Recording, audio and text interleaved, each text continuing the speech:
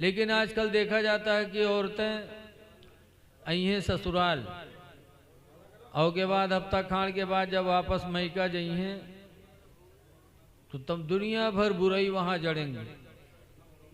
हमारी सास ने ये किया, नंद ने ये किया, ससुर ने ये किया, दुनिया भर बुराई ससुराल की। उसके बाद जब मर्दवा आने जाए तो वो का घरा भर बैठ के थुकी हैं, तोर महतरिया काहे मेरी बिटिया की मेर कहिस, तोर बहनिया काहे मेर बोली। तो मर्दवा बेचारा घुटुर घुटुर सुना करा था और सोचा थे अब के ले जाए तब इनका कूटी कायदे से। और जब लेके आवत है कुटाव डारत है तब बाँ चिल्लात है। कुरान तो कहता है कि बीवी लिबास है। बीवी को चाहिए कि शौहर के घर में कितनों भी कमी हो लेकिन बीवी अपने मैके में जाकर के न बताए। अगर बीवी ने अपने शौहर के घर के तमाम मामलात को सब्र के साथ गुजार दिया तो अल्लाह ताला ऐसी औरत के दर्जात को क़यामत के दिन बुलंद फरमा देगा। सुभान अल्लाह, दर्जे बुलंद हो जाएंगे। बीवी लिबास है। लिबास का काम है खूबसूरती देना और इज्जत का छुपाना। लेकिन आजकल हमारी माँ बहनें समझती हैं कि नहीं, लिबास का काम है खूबसूरत होना, इज्जत छुपे चाहे न छुपे। इसीलिए आजकल लिबास पहनने के बावजूद भी हमारी माँ बहनें नंगी नजर आती हैं। हदीस पाक में नबी हुरैरा क़ाल क़ाल रसूलुल्लाह सल्लल्लाहु अलैहि वसल्लम, हजरत अबू हुरैरा ने फरमाया एक ज़माना ऐसा आएगा कि सरकार ने फरमाया कासियातुन, लिबास पहने हुए औरतें, आरियातुन, नंगी होंगी, मुमीलातुन माइलात, खुद दूसरे का दिल ले बैठेंगी और अपना दिल दूसरे को दे बैठेंगी। एक ज़माना ऐसा आएगा। तो आज वही हाल है। इसलिए हम अपनी बच्चियों, अपनी बहनों से गुजारिश करते हैं कि लिबास वो पहनो कि जिससे तुम्हारा सत्र छुप सके। लेकिन आज जहन की सोच बिगड़ गई। जैसे कि बताते हैं एक आदमी गया बनारस और वहाँ साड़ी की मार्केट में पहुँचा, देखा अच्छी अच्छी साड़ी, तो उसने सोचा अपनी बीवी के लिए भी साड़ी ले लें। तो उसने एक साड़ी लिया लाल रंग की, बहुत लाल, और बीवी का कलर इतनी करिया कि तावो फेल। और जब लेके आवा तो बीवी देखे बस बहुत खुश, नहाए धोए गए, साड़ी पहनी सो पहन के मर्द वक्त सामने गए, कहा थे देखो हम कौन मिल लागी था। तो कहे तुम तो वैसे लागत हो जैसे कोयला के ढेर में आग लगी हो। तो वो गाली देने लगी, साड़ी को नोच के जला दी। लिबास पहनने के बाद इंसान को, मर्द को ये सोचना चाहिए कि हमारी इज्जत छुपी है कि नहीं छुपी है। अल्लाह ने लिबास को इस पहले मकसद में इसी के लिए भेजा कि इज्जत को छुपा ले। इसलिए हम लिबास पहनने के बाद इस चीज़ की तरफ ज़रूर ध्यान दें। लेकिन आजकल हमारी बहुत सी बहनें नकाब पहनेंगी और कमर में पट्टा बांधेंगी। ये जायज़ नहीं है, ये बेहयाई के खिलाफ है। इसलिए चाहे मर्द हो चाहे औरत हो, जब लिबास पहने तो इस चीज़ का ख़ास तौर से ध्यान दें। शादियाँ इस्लाम में, इन शादियों का बहुत बड़ा मकाम है, लेकिन सुन्नत के मुताबिक आज शादी नहीं हो पाती, बड़ी कमियां रह जाती हैं। रसूलुल्लाह सल्लल्लाहु अलैहि वसल्लम ने अपनी बेटी हजरत फातिमा का निकाह कहाँ किया? मस्जिद नबवी में किया। आज अगर निकाह मस्जिद के अंदर कराया जाए तो कई फायदे। पहला फायदा तो ये कि सरकार की सुन्नत अदा हो जाएगी। बेशक बेशक। दूसरा फायदा, जितने लोग उस दुआ में शरीक होंगे सब पाक होंगे, बावजू होंगे। इसलिए कि मस्जिद में यहाँ कोई नापाक तो जाएगा नहीं। तो जब पाक और बावजू लोग उस निकाह में हो कर के दुआ मांगेंगे तो उनकी दुआएं बारगाह मौला में कबूल भी होंगी और उस निकाह में खैर बरकत ही खैर। सुभान अल्लाह, सुभान अल्लाह। हम कोशिश करें कि सुन्नतों को राइज करें। जो सुन्नत ख़त्म हो गई वो सुन्नत अगर कोई जिंदा कर दे तो हदीस पाक में मन तमस्सक बिसुन्नती इंदा फसादी उम्मती, जिसने मेरी एक सुन्नत को जिंदा किया सुन्नत के मिटने के वक्त, कि जो सुन्नत मिट गई उस सुन्नत को कोई जिंदा कर दे, फलहु अजरो कमियत शहीद, तो अल्लाह ताला उसको 100 शहीदों के बराबर सवाब। सुभान अल्लाह बेशक। अब ये सुन्नत मिट चुकी हम लोगों के इलाके में, मस्जिदों में निकाह नहीं होता। अब अगर इस दौर में कोई मस्जिद में निकाह करा दे तो अल्लाह ताला उसको 100 शहीदों के बराबर सवाब अता फरमाएगा। इसलिए हम इन चीज़ों की तरफ ध्यान दें। देखिए मेरे भाई, आज मस्जिद में नमाज पढ़वाने ले जाते हैं, उस नमाज का बड़ा एहतमाम होता है। इमाम साहब भी बेचारे यास लगाए बैठे रहा था कि फलनवा दुल्हा बना है, अब्बे नमाज पढ़े यही। ठीक है, अच्छी बात है, जब आप दूल्हा बने तो शुक्राने के तौर पर आप 2 रकात नमाज अपने महल्ले की मस्जिद में पढ़ते हैं, वो शुक्राने की नमाज है, पढ़ना चाहिए और खुदा का शुक्र अदा करके दुआएं मांगनी चाहिए कि पाक परवरदिगार तेरा शुक्र है कि तूने मुझे जवानी दिया और आज तूने अपने नबी की निकाह को अदा करने का तूने मुझे मौका अता फरमाया, अल्लाह तेरा शुक्र है। ऐसे ही आज ये रज्जगे की रात है। हमारे डॉक्टर राजू साहब ने, इनके भाइयों ने आज ये महफिल शुक्राने के तौर पर किया है। हमारी माँ बहनों को इस रात में कुरान पढ़ के खुदा से दुआ मांगनी चाहिए, नमाज पढ़ के दुआ मांगनी चाहिए कि परवरदिगार तेरा शुक्र है कि तूने मेरी बच्ची को जवानी अता किया और आज निकाह का मौका तूने अता किया है। तू चाहता तो बचपन में मौत भी दे सकता था, लेकिन अल्लाह तेरा शुक्र है कि तूने मेरी बच्ची को इस लायक किया और आज मुझे तूने निकाह करने की तौफीक अता किया है। परवरदिगार तेरा शुक्र है। 2 रकात नमाज पढ़ करके, कुरान पढ़ करके इस रात में हमारी माँ बहनों को, हम सबको खुदा का शुक्र अदा करना चाहिए। तो इन्होंने किया है। दुआ है कि अल्लाह ताला इस मुबारक महफिल को कबूल फरमा ले। देखिए, आज हम में आप में बड़ी कमियां हैं। आज हमारी मस्जिदें सूनी पड़ी हैं। ऐ लोगों, अभी मैं मस्जिद में नमाज पढ़ने गया था, प्लास्टर नहीं हुआ। हम अकेले अपने घर का प्लास्टर करा लेते, अकेले अपने घर को पुतवा लेते और गांव भर मिल करके खुदा के घर में हम प्लास्टर नहीं करा सकते, घर की पुताई नहीं करवा सकते। ऐ लोगों, मस्जिद खुदा का घर है, इसको अच्छा बनाने की कोशिश करो। हदीस पाक में अनुस्मान काला काला रसूलुल्लाह सल्लल्लाहु अलैहि वसल्लम, हजरत उस्मान गनी से रवायत फरमाते अल्लाह के रसूल ने इरशाद फरमाया, मम बना लिल्लाही मस्जिदा, जिसने अल्लाह के वास्ते मस्जिद बनाया, बनल्लाहु लहू मिसलहू बैतन फिल जन्ना, अल्लाह उसी की तरह जन्नत में महल अता फरमाएगा। बेशक, सुभान अल्लाह। उसी तरह जिस तरह वो अल्लाह के घर को बनाएगा अल्लाह ताला, वैसे उसका घर मस्जिद जन्नत में बनाएगा। इसलिए लोगों, मस्जिद को खूबसूरत बनाने की कोशिश करो, ताकि जब आंख बंद हो तो अल्लाह ताला हमारे लिए बेहतर महल वहां बना के तैयार करे। बेशक, सुभान अल्लाह। तो मस्जिदों को आबाद करो और मस्जिदों को अच्छा बनाने की कोशिश करो। बेशक, सुभान अल्लाह। मस्जिदों की ताल्लुक से हमने देखा कि सरकार जब मदीना शरीफ पहुँचे और जमात से नमाज पढ़ने के लिए मस्जिद बनाई, तो वो जगह कौन थी? बनु नज्जार की। फरमाया ये जगह मुझे बड़ी अच्छी लगती है, बनु नज्जार वालों इसका पैसा ले लो, जगह हमको दे दो। बनु नज्जार ने कहा इसका हम पैसा लेंगे, आप बनाइए और इसकी कीमत तो हम खुदा ही से लेंगे। उन्होंने दे दिया। लेकिन वो असल में यतीम बच्चों की जगह थी, तो सरकार ने उसका पैसा दिलवाया और फिर बनवाया।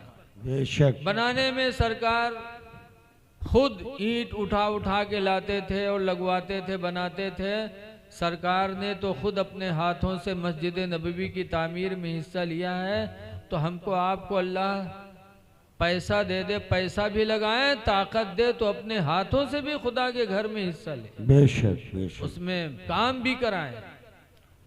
तो हम मस्जिद को खूबसूरत बनाने की कोशिश करें और मस्जिदों को आबाद करने की भी कोशिश करें।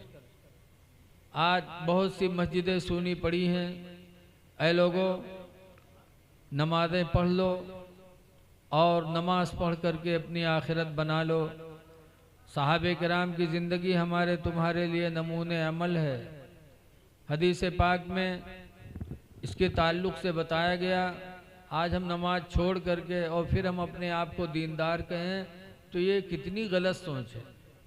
सरकार ने फरमाया सलातो इमादुद्दीन, नमाज दीन का खंभा है।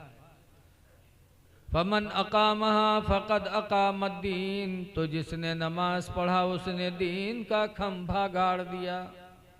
वमन तरकहा, और जिसने नमाज छोड़ा फ़क़द हदमद्दीन, तो उसने नमाज को ढा डाला। इसलिए हम नमाज छोड़ करके कभी दीनदार नहीं बन सकते। खुश नसीब है वो शख्स जिसके घर में बच्चियां पैदा हों और उनको पढ़ा लिखा के उनका निकाह करा के उनका घर बसा दे।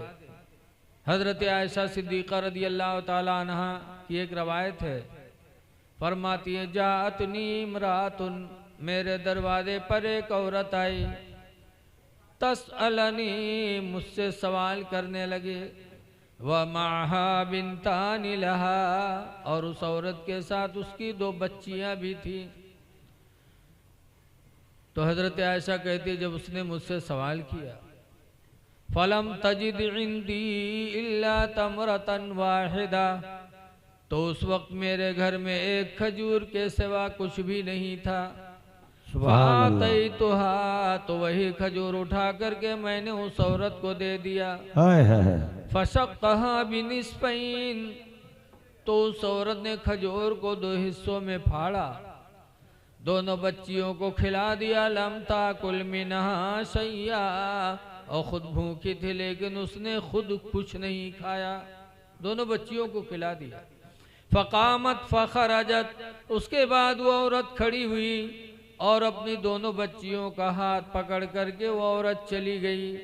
हज़रत आयशा कहती हैं, मैं अफसोस में थी कि काश मेरे घर में और कुछ होता तो मैं दे देती, लेकिन अफसोस कि एक ही खजूर थी, मैंने दिया, लड़कियों को खिला दिया, खुद कुछ नहीं खाया। फरमाती मैं इसी गम में बैठी थी, इद जाअ नबी सल्लल्लाहु अलैहि वसल्लम, कि इतने में अल्लाह के रसूल तशरीफ़ लाए।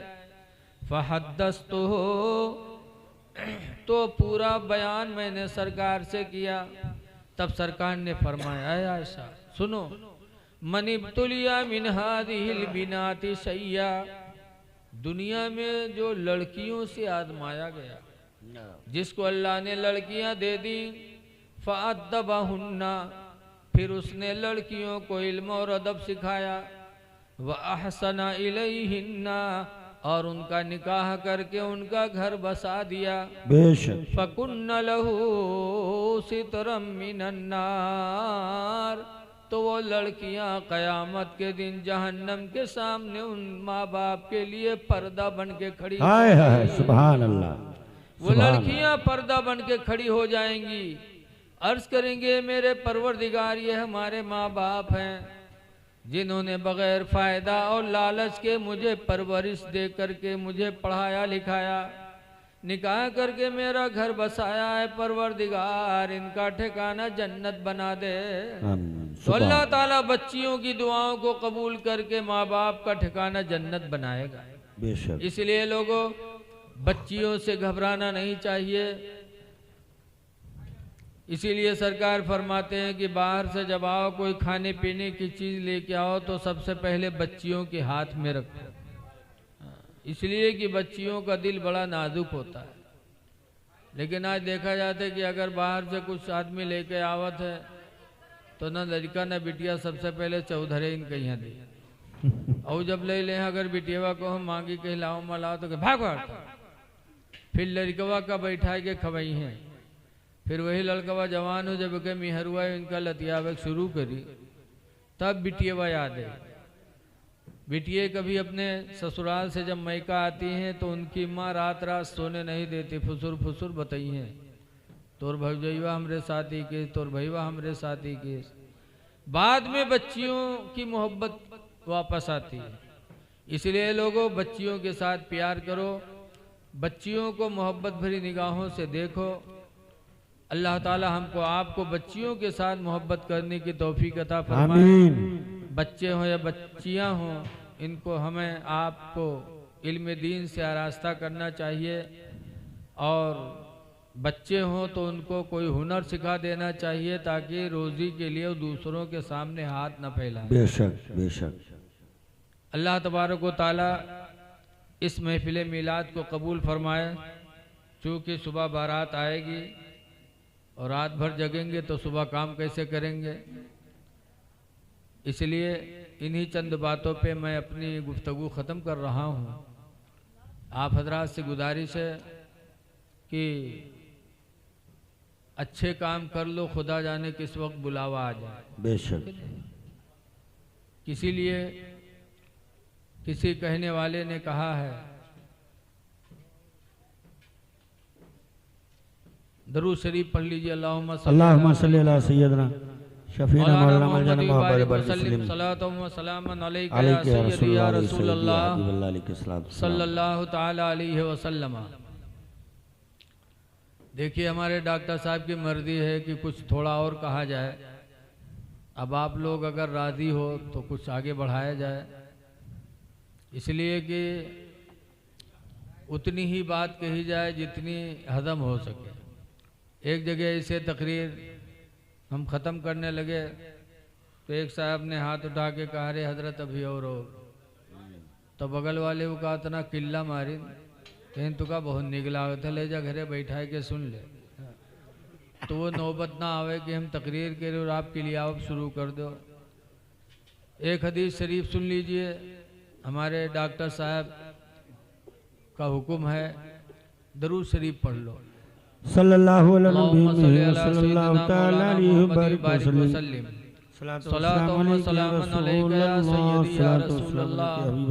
सल्लल्लाहु ताला अलैहि वसल्लम। लिखा है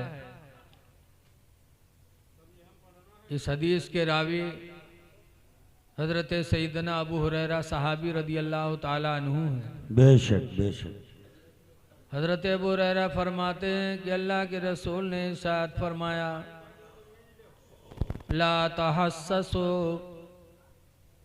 किसी को ऐब न लगाओ, वला तजस्ससो, और किसी के अंदर ऐब तलाश न करो, वला तहासुदो, और एक दूसरे को देख के जलो ना, वला तबागदो, और आपस में बुग़्ज़ न करो, वकूनू इबादल्लाहि इख्वाना, और ऐ अल्लाह के बंदो तुम आपस में भाई भाई बन जाओ। सुभान अल्लाह सुभान अल्लाह। किसी के अंदर ऐब न तलाश करो, इसलिए कि जब दुनिया में तुम किसी के ऐब पर पर्दा डालोगे तो हदीस में मन सतरा मुस्लिमन सतरहुल्लाहु फिद दुनिया वल आखिरा, जो किसी के ऐब पर पर्दा डालेगा अल्लाह ताला उसके ऐबों पर क़यामत के दिन पर्दा डालेगा मैदान महशर। बेशक बेशक। तो ऐब न देख तलाश करो, न किसी को देखकर जलो। आज लोगों में जलन कितनी है, कोई दौलतमंद हो गया तो उसको देख के जलते हैं, कोई ओहदा पा गया तो उसको लोग देख के जलते हैं। आज हसद की वजह से आदमी खुद परेशान है, दूसरा तो परेशान है ही है। हसद न करो, हसद करना इंसानों का काम नहीं है, हसद करना जलना शैतान का काम है। जैसे कि हजरत आदम से हसद किया शैतान, तो आज तक भी वो मरदूद बारगाह फिरा घूम रहा है। हसद न करो, हसद करने वाला आदमी कभी पनप नहीं सकता। हदीस पाक में अल हसद याकुलुल हसनाती, हसद नेकियों को खा जाती है। कमा ताकुलुन नारुल हतबा, जैसे कि आग लकड़ी को खा जाती है। हसद न करो। तो ओहदा देखकर हसद करेंगे, मौलवियों से हसद करेंगे। अभी देखो निकाह का टाइम आ रहा है, मौलाना निकाह पढ़ाइयों के बाद पूछिए कत्ता हुआ मौलाना साहब, जब बताइए 2100 या 2500 या 5100 तो ये 2 कलिमा पढ़ाए थी 5100 रुपया। फिर वहाँ 10 आदमी मीटिंग करेंगे, कत्ता दी हो का करी। जब दूल्हा के लिए गाड़ी बंधाया था 25-21, तब मशवरा नहीं किया।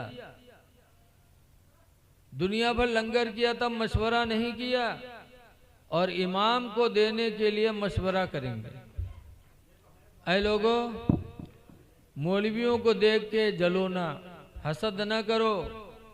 मस्जिद में इमाम रखो तो उसको भी खुश रखने की कोशिश करो। हदीस पाक में अल्लाह के रसूल सल्लल्लाहु अलैहि वसल्लम ने इरशाद फरमाया, मदीने में पहुंचने के बाद 3 पैगाम दिया था। इफ्सउस सलाम बैनकुम, आपस में मिला करो तो सलाम किया करो। सुभान अल्लाह, बैनकुम, और आपस में एक दूसरे को खाना खिलाया करो। बेशक बेशक। यहाँ तक कि कुरान हकीम में है, जहन्नमी जहन्नम के अंदर चिल्लाएंगे तो पूछने वाले पूछेंगे, मा सलककुम फी सक़रा, किस वजह से तुम जहन्नम में डाले गए। कालो लम नको मिनल मुसल्लीन, बेशक। बोलेंगे हम नमाज नहीं पढ़ते थे जिसकी वजह से जहन्नम में आए। वलम नको नुतइमुल मिस्कीन, और हम गरीबों को खाना नहीं खिलाते थे। तो इमाम को हम खाना नहीं खिला पाते। अफसोस है, इमाम की कद्र करो, तनख्वाह बढ़ा के दो। 500 या 200 लोगों के बीच में एक आदमी अगर परेशान हो तो फिर बताओ कितनी तकलीफ वाली बात। बेशक। लेकिन आज अफसोस है कि लोग मौलवियों से जलते हैं। मौलाना अब्दुल मुस्तफ़ा आज़मी अलैहिर्रहमा ने अपनी तकरीर में लिखा है कि एक गांव रहा है, मस्जिद में मौलवी साहब रहा है, गांव भर चंदा दे, गांव भर दावत ले, रमज़ान आवे तो अफ्तारी दे। लेकिन एक आदमी गांव में ऐसा रहा है कि मौलवी से इतना दूर कि न खाना, न चंदा, न दावत, न रमज़ान में अफ्तारी था। मौलवी जानेंगे कि गांव में अगर कोई दुश्मन है हमारा तो फलनवा है। एक दिन इत्तेफाक से मौलवी साहब असर की नमाज पढ़े टहल रहे थे। इतने में वही घर से जौने घर से कभू कुछ नहीं आवा, मिट्टी का बड़ा कूंडा रखे लड़का और कागज से ढके मस्जिद की तरफ चला हुआ। मौलवी देखिन तो सोचिन की लागत है आज के यहाँ कुछ है इंतजाम। जब कूंडा उठा के रखा और कागज हटाया तो देखा पूरा कूंडा खीर से भरा। तब मौलवी चौंके, कहीं नहीं अल्लाह, कभू अफ्तारी तक नहीं है, आवाज पूरा कूंडा खीर से भर गया हुआ। तो मौलवी कहे लगे, अरे तोरे महतारी के अगर खीरे पटवे रहा मेरे खातिर तो कोनो प्याली में पठे दिए हो, कोनो प्लेट में पठे दिए हो, पूरा कूंडा भर के कहे पठे से कहा हम भैंसा वैसा हुई कहा। तो लड़कवा कही नहीं मौलवी साहब, हमारा अम्मा खीर बना के रखीन, चली गई पानी ले, अतने में यहाँ कुतवा आवा मुडार के खाए लाग। तो अब्बा लाठी लेके अम्मा लंग दो रे, कहीं नारे खीर का हो रे कुत्ता झूठ कह दी। तो अम्मा कहीं घबराओ ना, मस्जिद में पठे दे मौलवी खाए ले। जब मौलवी सुनी तो उठाए कूड़ा फेंकिन, कहीं ला हौल वला कुव्वता इल्ला बिल्ला। तो लड़कवा रोवे लाग। तो मौलवी डांटे ने, भी रोता क्यों है। कहीं मौलवी साहब कूड़ा फोड़ डाले हो, यही कूड़ा में हमारा अम्मा कूड़ा फेंकत रहा है, कूड़ा किमा फेंकी मौलवी साहब। तब मौलवी अपन खोपड़ी पीटे लागे, कहीं हाय हम अतने बदनसीब निकले कि खीर मिली कुत्तक झूठ हुआ, इसे बर्तन में जिमा कूड़ा फेंका जाता है। ऐ लोगों, अल्लाह के नाम पर किसी को दो तो वो चीज़ दो जो तुम्हें पसंद हो। हदीस में कुरान करीम की आयत है, अल्लाह फरमाता लन तनालुल बिर्रा हत्ता तुनफिकू मिम्मा तुहिब्बून। हरगिज़ तुम्हें सवाब नहीं मिलेगा जब तक अपने महबूब तरीन चीज़ को खुदा के नाम पर खर्च नहीं करोगे। तो मस्जिद के इमाम की कद्र करो, एक दूसरे के साथ अच्छा बर्ताव करो। इंसानियत आजकल हम में आप में नहीं है। ग़ज़वे बनी गतफ़ान के मौके पर रसूलुल्लाह सल्लल्लाहु अलैहि वसल्लम बारिश में भीग गए थे, तो एक पेड़ के ऊपर अपने कपड़े डाल दिए और सरकार उस पेड़ के नीचे सो गए। इतने में दासूर बिन हारिस तलवार लेके आया और सोचा लाओ हम कत्ल कर दें। जैसे तलवार लेके सरकार के करीब आया, हजरत जिब्रील अलैहिस्सलाम फौरन बहुक्म इलाही नाजिल हुए और इतनी ज़ोर से उसको घूंसा मारा दासूर को कि उसके हाथ से तलवार छूट गई। इतने में अल्लाह के रसूल सल्लल्लाहु अलैहि वसल्लम की आँख खुली और फौरन तलवार को सरकार ने उठा लिया। उठाने के बाद फरमाया, दासूर अब बता मेरी तलवार से तुझे कौन बचाएगा। तब दासूर ने कहा, मेरा बचाने वाला कोई नहीं है। तब सरकार को उस पर रहम आया, फरमाया अगर तुझे कोई बचाने वाला नहीं है तो मैं तेरे ऊपर तलवार का वार नहीं करूंगा। तब दासूर ने देखा कि मैं तुम्हें कत्ल करने के लिए आया था और मैं कादिर न हुआ, तुम मेरे ऊपर कादिर हो के फिर तुमने मुझे रिहा कर दिया।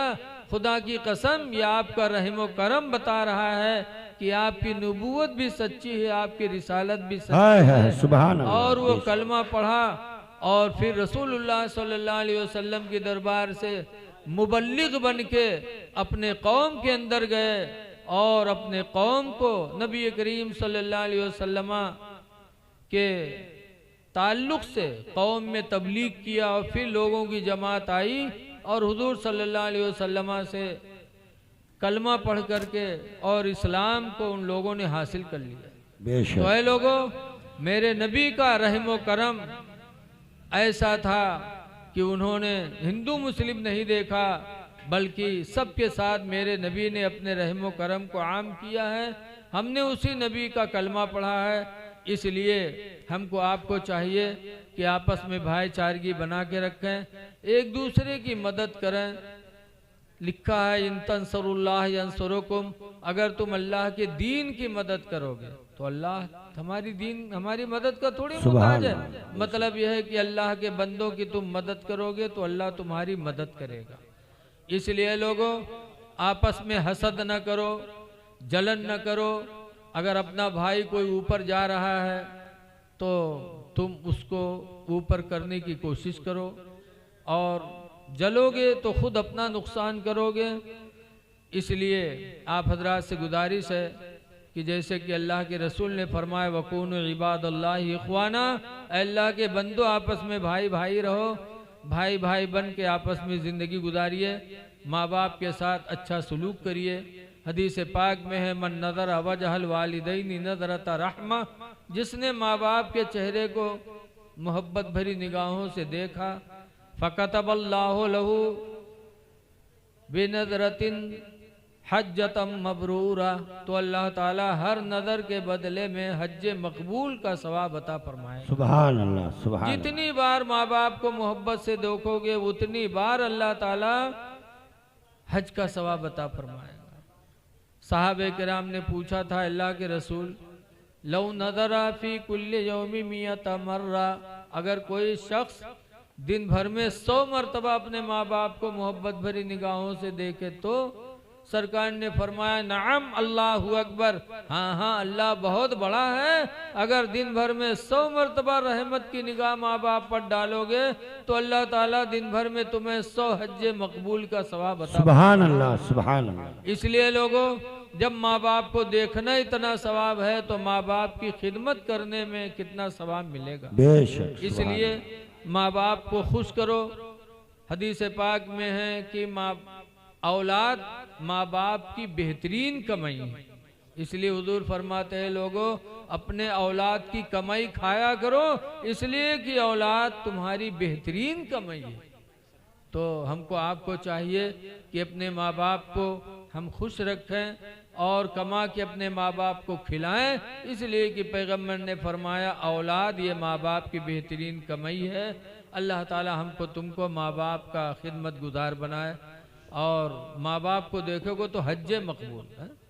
आज 6 लाख रुपया हज में लगता है, 4-5 लाख, लेकिन 4-5 लाख रुपया लगाने के बाद कोई शख्स ये दावा नहीं कर सकता कि मेरा हज कबूल हो गया है?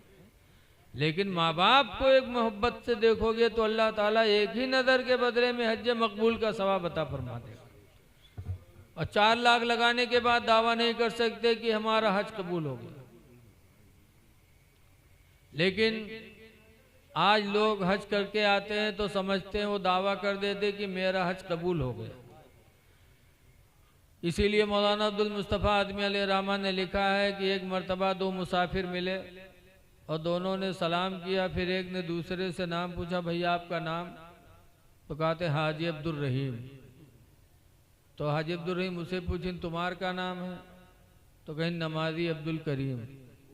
तो कहीं भैया नमाजी अब्दुल करीम का कहीं का है? तुम जिंदगी में एक दफ़ा हज किए हो तो हाजी अब्दुल रहीम कहा था, और हम रोज़ाना 5 मरतबा नमाज पढ़े थे तो हम नमाजी अब्दुल करीम नहीं कह सके थे। आज हज करके और फिर उनको एक घमंड हो जाता कि हम हाजी हैं। हज करके आएंगे, दूसरे का माल हड़प करेंगे, दूसरी की माँ बहन पर गलत निगाहें डालेंगे। इसीलिए बताया गया है कि जब हलाल माल लेके हाजी हज करने नहीं जाता तो वापस आने के बाद वो और बिगड़ जाता। जैसे कि दिल्ली की जामा मस्जिद के दरवाजे पर एक अंधा बेचारा भीख मांगे गवा। जमात हो रही थी तो अंधवा कटोरा रख दी कि जब निकली है तब मंगबे। जब नमाज़े निकले लागे तो अंधवा मांगे लाग अल्लाह के नाम पर, अल्लाह के नाम पर। तो नमाजी डाले लागे अठन्नी चवन्नी, बहुत ज़माना पहले की बात है। जब डाले खंड से बोले तो अंधरवा कहा अल्लाह भला करे। जब डाले खंड से बोले तो कहा अल्लाह भला करे। दुआ दे रहा था, लोग डालते जा रहे थे। इत्तेफाक से एक साहब निकले तो बजाय डाले के जो उन कटोरा में बटोरा रहा होगा भरे लागे पंजम। जब भरे लागे अंधवा जाने इसके कोनो उठाए लिया जाते कहा। अंधवा झट से गट्टा पकड़ ली, कैसे हाजी भैया छोड़ दो, हाजी भैया छोड़ दो, मत गरीब है हाजी भैया छोड़ दो। तो हाजिर रहे तो चौंके कहीं ना आई अंधरा कस के जाने इसके हम हाजी हैं। पूछिन के आ रहे तो अंधरा कस के जाने हम हाजी हैं रे। तो अंधवा कहते हाजी भैया अत्ता लटा काम हाजी के अलावा कोई नहीं करी भैया छोड़ दे। अत्ता लटा काम हाजी के अलावा कोई नहीं करी भैया छोड़ दे। बताइए आज अल्लाह ने तुम्हें अपने दयार में बुला करके वो इज्जत अता फरमाया कि लिखा है एक हाजी कयामत के दिन खुद तो जन्नत में जाएगा लेकिन अपने साथ 400 लोगों की शफाअत करा के जन्नत में लेके जाएगा। कौन हाजी? जो हज करके आया और गुनाहों से बचता रहा और नमाजों की पाबंदी करता रहा। ऐसा हाजी खुद तो जन्नत में जाएगा लेकिन अपने साथ 400 लोगों को जन्नत में लेके जाएगा। इसलिए अल्लाह वो नेमत अता फरमाए तो उसका लिहाज हमको तुमको करना चाहिए। देखिए अब शादी है तो मियाँ बीवी के हुकूक को तो मैंने बताया इजमालन, लेकिन अब थोड़ी सी मैं तफसील करना चाहता हूँ कि एक शौहर अपनी बीवी पर कितना रहम दिल बने, किस तरीके से वो अपनी औरत के साथ पेश आए तो अल्लाह उसके दर्जात को बुलंद कर दे। सहाबा की ज़िंदगी हमारे आपके नज़रों के सामने है। रसूलुल्लाह सल्लल्लाहु अलैहि वसल्लम की बीवी हज़रत आयशा खुद फरमाती हैं कि सरकार मेरे काम में हाथ बटाया करते थे। जब मैं आटा सानती तो सरकार चूल्हा जलाते और जब मैं रोटी फैलाती तो सरकार रोटी सेका करते थे। ये एक शौहर का अपनी बीवी के साथ हाथ बटाने का तरीका मेरे नबी ने सिखाया है। लेकिन आज एक दूसरे के हुकूक को लोग पहचानते नहीं हैं। औरतें,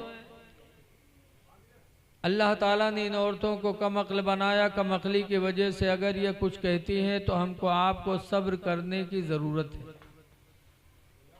लिखा है जो आदमी अपनी बीवी की कमी पर सब्र कर ले, जैसे कि हज़रत अली शेर खुदा रदी अल्लाह ताला अन्हु के बारे में है कि हुजूर एक दिन आए और हज़रत आयशा से कुछ तू मैं होने लगी। तो हज़रत अली शेर खुदा रदी अल्लाह ताला अन्हु घर से बाहर निकल गए। देखिए तू मैं हर घर में होती है। मदीना शरीफ में एक मुहद्दिस थे जिनका नाम था आमश, हदीस पढ़ाते थे और इतने बड़े मुहद्दिस थे कि हज़रत इमाम आदम अबू हनीफा भी उनसे हदीस पढ़ने जाते थे। एक मरतबा उनकी मियाँ बीवी में कुछ तू मैं हो गई तो बीवी ने बोलना छोड़ दिया। आजकल औरतों की आदत होती है कि यहाँ कुछ तू मैं हुई, बम्मू फुला लिया। बीवी ने बोलना छोड़ दिया। हजरत आमस इंतज़ार करने लगे। एक दिन गुजरा, 2 दिन गुजरा, 3 दिन गुजरा, उनकी बीवी नहीं बोली। तो हजरत आमस ने डरवाने के लिए कहा एक दिन शाम को कि अगर आज सुबह तक न बोली तो तुझे तलाक है, तलाक है, तलाक। अज़ान फजर तक न बोली, अगर आज अज़ान फजर तक न बोली तो तुझे तलाक है, तलाक है, तलाक है। डरवाने के लिए कह दिया।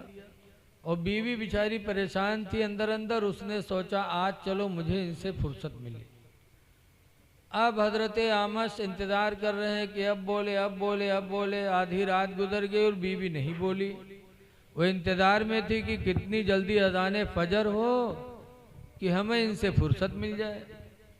और ये बेचारे आधी रात तक इंतज़ार करते रहे। उसके बाद परेशान होने लगे कि लगता है कि नहीं बोलेगी, अज़ान फजर हो जाएगी, मेरे निकाह से निकल जाएगी। तो हज़रत आमस गए अपने उस शागिर्द इमाम आदम के दरवाजे पर, दस्तक दिया। इमाम आदम निकले। पूछा हुजूर इतनी रात? कहा बेटा एक मसला पूछने आया हूँ। कहा क्या? कहा बीवी से तू मैं हो गई तो बीवी ने बोलना छोड़ दिया। आज 3 दिन हो गया। मैंने उसे डरवाने के लिए कहा था कि अगर आज अज़ान फजर तक न बोले तो तुझे तलाक है, तलाक है, तलाक है। बेटा आधी रात गुजर गई, अभी तक नहीं बोली। थोड़ी देर बाद फजर का वक्त आ जाएगा, अज़ान होने लगेगी, मेरे निकाह से निकल जाएगी। कोई शरीयत में कोई रास्ता हो तो बताओ कि मेरी बीवी मेरे निकाह से न निकले। तो हज़रत इमाम आदम ने फरमाया कि आप जाइए और फजर की वक्त से 2 घंटा पहले अज़ान पढ़वा दीजिए। कहा फिर?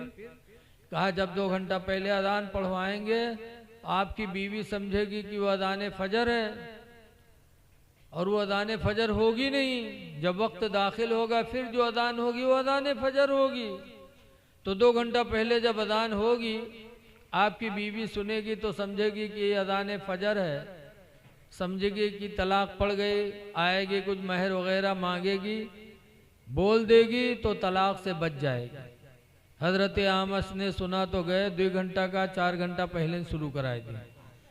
और जैसे अज़ान शुरू हुई वैसे बीवी मुस्कुरा के आई। कहा हमारा तुम्हारा मामला साफ, मेरा मामला साफ करो, मैं घर जा रही हूँ। तो हज़रत आमस मुस्कुराने लगे। कहा क्यों? कहा देखो अज़ान फजर हो रही है। कहा कहाँ अज़ान फजर हो रही है? अभी फजर के वक्त में काफ़ी टाइम बाकी है। काफिर ये कैसी अज़ान है? कहा होगी कोई अज़ान, अज़ान तो ज़िक्र इलाही है, जब जिसका जी चाहे अज़ान कहे। कहने का मकसद ये है कि ये मामला हर घर में पेश आता है। इसीलिए कुरान करीम में है कि जब घर में जाओ और बीवी से तू मैं हो जाए तो घर से बाहर निकल लो। अल्लाह फरमाता अल-काज़िमीनल गैज़ा, गुस्से को पी जाने वाले, वल आफ़ीना अनिन्नास, और लोगों को माफ़ कर देने वाले, वल्लाहु युहिब्बुल मोहसिनीन, अल्लाह एहसान करने वालों को अपना महबूब बना लेता है। इसलिए हमको आपको सब्र की ज़रूरत है। सब्र करोगे इंशाअल्लाह ताला कामयाब रहोगे। दुआ है कि अल्लाह ताला हमको आपको नेक और सालेह बनाए, बुराइयों से अल्लाह बचाए और आने वाले निकाह को अल्लाह ताला बरकतों से माला माल फरमाए, रुकावटों से दूर फरमाए। खड़े हो जाइए, सलातो सलाम पढ़ो।